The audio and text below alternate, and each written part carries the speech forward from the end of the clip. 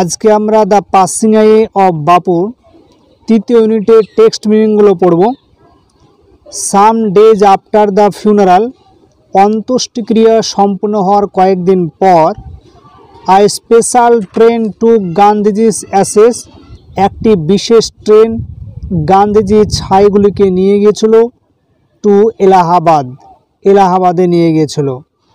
The compartment was ডেকড with flowers, ট্রেনের compartment বা কামরাগুলোকে সুন্দরভাবে ফুল দিয়ে সাজানো ছিল। পিপুল অন দ্য ট্রেন, ট্রেনে যত লোকজন ছিল, স্যাং ভজনস, তারা ভজন গান গাইছিল। People did not weep anymore, লোকেরা আর কান্না করেছিল না। ফর, কারণ they could feel Gandhiji's presence, তারা অনুভব করেছিল গান্ধীজির উপস্থিতিকে। অ্যামিড দ্য ফ্লাওয়ার্স, ফুলের মধ্যে দিয়ে। অ্যান্ড দ্য সংস, গানের মধ্যে দিয়ে। অ্যাট এভরি স্টেশন, প্রত্যেকটা স্টেশনে। সরফুল ক্রাউডস, শোকাহত মানুষেরা। ফিল্ড দ্য প্ল্যাটফর্ম, প্ল্যাটফর্মকে পরিপূর্ণ করে ফেলেছিল। অ্যামিড সং অ্যান্ড প্রেয়ার, গানের মধ্যে দিয়ে, প্রার্থনার মধ্যে দিয়ে। দ্য ট্রেন রিচড এলাহাবাদ, ট্রেনটি এলাহাবাদে পৌঁছালো। দ্য অ্যাসেস ওয়ার ইমার্স, ছাইগুলিকে বিসর্জন দেওয়া হলো। ইন দ্য গঞ্জেস, গঙ্গা নদীতে। হোয়ার আ হিউজ ক্রাউড, যেখানে প্রচুর লোকজন। হ্যাড গ্যাদার্ড, ভিড় করেছিল। অ্যাট দ্য ব্যাঙ্ক, সেই গঙ্গা নদীর তীরে। আফটারওয়ার্ডস, পরের দিকে। We all went back to Delhi, তারপর আমরা দিল্লিতে আবার ফিরে গেলাম। ব্যাক ইন দিল্লি, দিল্লিতে ফিরে গিয়ে। আই ফেল্ট অ্যাট সি, দিল্লিতে ফিরে গিয়ে আমি সমুদ্রের মধ্যে নিমজ্জিত হয়ে আছি, এটা অনুভব করলাম। অর্থাৎ আমি শোকাহত হয়ে গেছিলাম, অর্থাৎ আমি গভীর দুঃখে দুঃখিত হয়ে গিয়েছিলাম। I had not directly walked, আমি সরাসরি হাঁটিনি। উইথ গান্ধীজি, গান্ধীর সঙ্গে আমি সরাসরি হাঁটিনি। Gone to prison at his call, তার ডাকে আমি জেলখানাতেও যাইনি।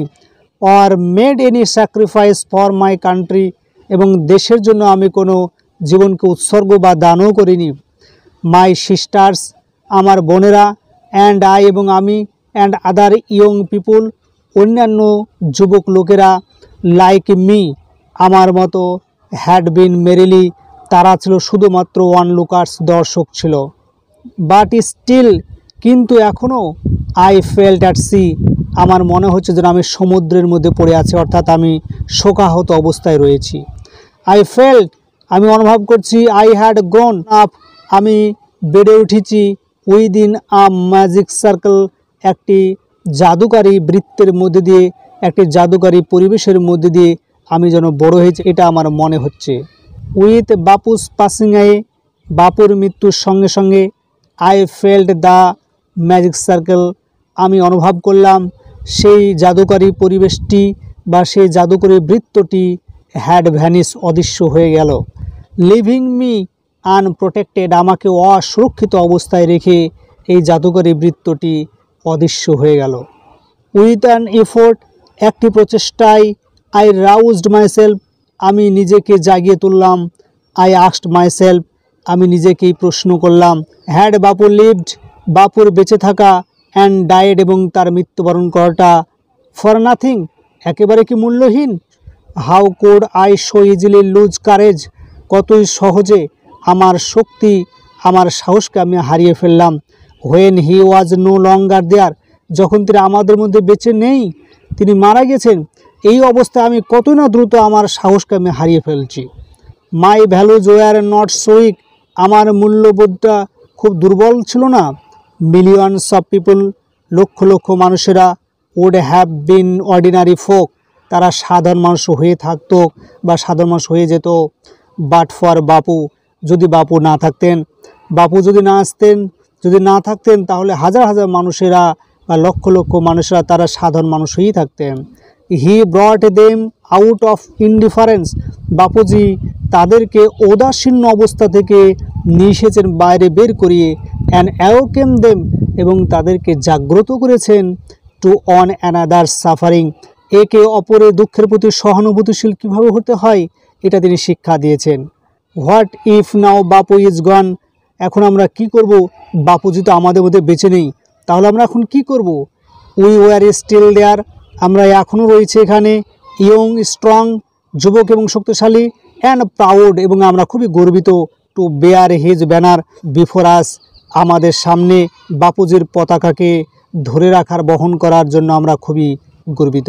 বাপু হ্যাড পাস্ট অ্যাওয়ে, বাপু মারা গিয়েছেন। But his India would continue to live, কিন্তু তার ভারতবর্ষ বেঁচে থাকবে। ইন হিজ চিলড্রেন, তার সন্তানদের মধ্যে দিয়ে। এবার যে সমস্ত প্রশ্নগুলো খুবই ইম্পর্ট্যান্ট এই ইউনিট থেকে আমরা সেটা আলোচনা করব। একটি বিশেষ ট্রেনে গান্ধীজির ছাইগুলিকে কোথায় নিয়ে যাওয়া হয়েছিল? এলাহাবাদে। ট্রেনের কম্পার্টমেন্টগুলিকে কি দিয়ে সাজানো হয়েছিল? ফুল দিয়ে। লোকজন ট্রেনের মধ্যে কি গাইছিলেন? ভজন গান। লোকেরা এখন আর কেন গান্ধীজির জন্য কান্নাকাটি করেন না? কারণ তারা গান্ধীজির উপস্থিতি অনুভব করেছিল ফুলের মধ্যে দিয়ে এবং সেই ভজন গানের মধ্যে দিয়ে। গান্ধীজির ছাইকে কোথায় বিসর্জন দেওয়া হয়েছিল? গঙ্গা নদীতে। গান্ধীজির ছাইকে বিসর্জন দিয়ে আমরা কোথায় ফিরে গেলাম? দিল্লিতে। দিল্লিতে ফিরে গিয়ে আমি কি অনুভব করলাম? আমি অনুভব করলাম যে আমি প্রচণ্ড শোকাহত রয়েছি বা সমুদ্রের মধ্যে পড়েছি।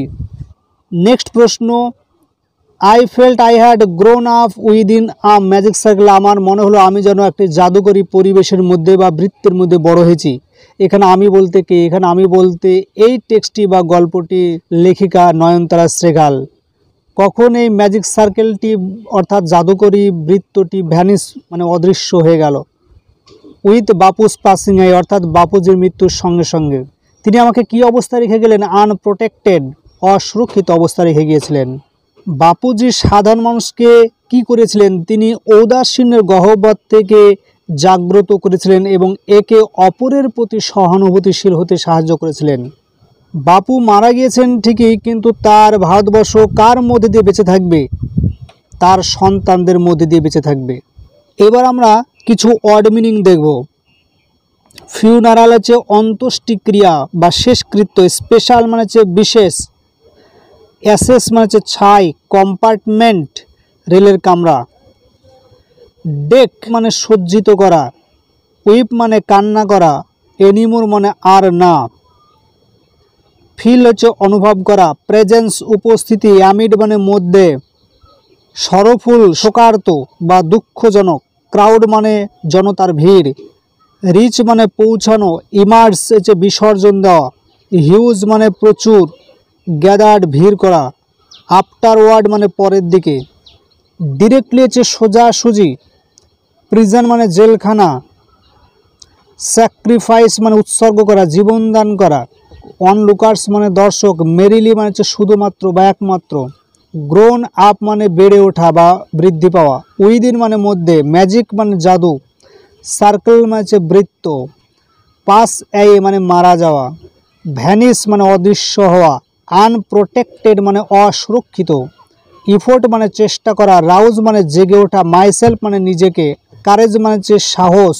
লঙ্গার মানে দীর্ঘক্ষণ। ভ্যালুজ মানে দাম। উইক মানে দুর্বল। মিলিয়নস মানে লক্ষ লক্ষ। অর্ডিনারি মানে সাধারণ। ফোক মানে সাধারণ মানুষ। ইনডিফারেন্স উদাসীন্য। অ্যাওকেন জাগ্রত করা। সাফারিং কষ্টে ভোগা। ব্যানার মানে পতাকা। বিফোর মানে সামনে বা আগে। স্ট্রং শক্তিশালী। প্রাউড গর্বিত। বেয়ার মানে বহন করা। কন্টিনিউ মানে চালিয়ে যাওয়া।